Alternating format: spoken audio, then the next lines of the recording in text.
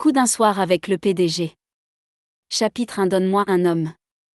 Bethany, as-tu déjà fait l'amour? Bethany Holt, en voyage d'affaires et ayant bu un peu de vin, était couchée dans son lit d'hôtel, sur le point de s'endormir. Mais à peine a-t-elle fermé les yeux que les paroles de sa meilleure amie, Amy Batt, lui sont revenues à l'esprit. C'est incroyable, Bethany. Tu devrais dormir avec un beau garçon pendant que tu es encore jeune. Ou alors, tu peux toujours rejouer avec toi-même. Ne sois pas timide. Je te recommande vivement de t'essayer au porno pendant que tu y es. Bethany a gloussé toute seule, incapable de se souvenir de la réponse qu'elle avait donnée à Amy.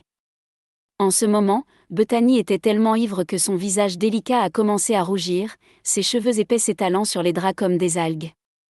Dans un mois, elle aurait 26 ans, durant toutes ces années sur cette terre, elle n'avait jamais eu de petit ami. Elle n'avait même pas encore embrassé un homme, et encore moins couché avec lui. Ce n'était pas la première fois qu'Aimée le suggérait, mais aujourd'hui, Bethany a soudainement senti un désir inexplicable s'éveiller en elle, peut-être à cause des quantités copieuses d'alcool qu'elle avait consommées. Bethany s'est redressée dans le lit alors que ce sentiment étrange et nouveau devenait insupportable. Inconsciemment, elle a léché ses lèvres sèches et attrapé son téléphone. Ayant enlevé ses lentilles de contact, sa vision était floue et elle ne pouvait pas voir l'écran clairement, mais lorsqu'elle a vu le nom de famille familier de sa meilleure amie, elle a cliqué dessus et lui a envoyé un message. Envoie-moi des recommandations sur le porno. J'ai envie de regarder quelque chose de cochon. Quelques secondes plus tard, elle a reçu une réponse. Quoi? Bethany a froncé les sourcils, encore ivre, a plaisanté, ne joue pas à l'ignorante. Soit tu m'envoies du porno, soit tu m'envoies un beau mec. Je suis dans la chambre numéro 1501. Elle a même ajouté un emoji de baiser à la fin de son message. Après avoir appuyé sur « Envoyer », Bethany a attendu une réponse, mais le téléphone restait silencieux. Au moment où elle s'apprêtait à sortir du lit pour aller boire de l'eau, la sonnette de la porte a soudain retenti. Elle n'y a pas prêté attention et s'est dirigée vers la porte. Après tout, Aimée n'enverrait pas un homme dans sa chambre au milieu de la nuit, n'est-ce pas? Dès qu'elle a ouvert la porte, Bethany s'est raidie comme une planche. Monsieur Batt? On dirait qu'il venait de prendre une douche.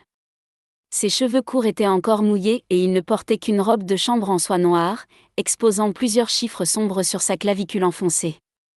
Il s'agissait d'un tatouage. Bethany pouvait clairement voir ses muscles abdominaux bien définis, disparaissant dans une ligne en V. À cause de sa grande taille et de sa forte carrure, il la dominait et bloquait pratiquement l'entrée de la porte. Son beau visage était partiellement dissimulé dans l'obscurité et ses yeux n'étaient plus aussi indifférents et détachés que d'habitude. Au contraire, il ressemblait à une bête affamée, fixant sa proie. Monsieur Batt, que puis-je faire pour? Elle n'a pas eu le temps de finir sa phrase qu'elle a senti une paire de grosses mains lui saisir l'arrière de la tête. La seconde suivante, elle a senti les lèvres de l'homme se presser contre les siennes. Bethany pouvait sentir la douceur intense du vin sur sa langue. Avant qu'elle ait pu comprendre ce qui se passait, elle a été jetée dans le lit et l'homme a grimpé sur elle. Elle portait une chemise de nuit blanche, ce qui a encore attisé le désir de l'homme. Jonathan Batt était manifestement ivre. Sinon, pourquoi le PDG d'Anson, la filiale du groupe Batt, serait-il venu dans la chambre d'hôtel d'une modeste assistante? Le premier réflexe de Bethany a été de se débattre, mais tout à coup, elle a cessé de le faire. C'était la première fois qu'elle était seule avec un homme. Son esprit gorgé d'alcool a commencé à se dire que coucher avec un homme aussi beau, aussi riche et aussi puissant serait peut-être une bonne chose. Jonathan ne se souviendrait pas de qui elle était, tout comme il ne s'était pas souvenu qu'ils avaient été camarades de classe au collège pendant près d'1 an. En tant qu'assistante de bas niveau dans l'entreprise, Bethany croisait rarement le chemin du PDG. Personne ne croirait jamais qu'elle a couché avec lui. Après avoir réfléchi pendant quelques secondes, elle a finalement trouvé le courage de passer ses bras autour du cou de Jonathan au clair de lune.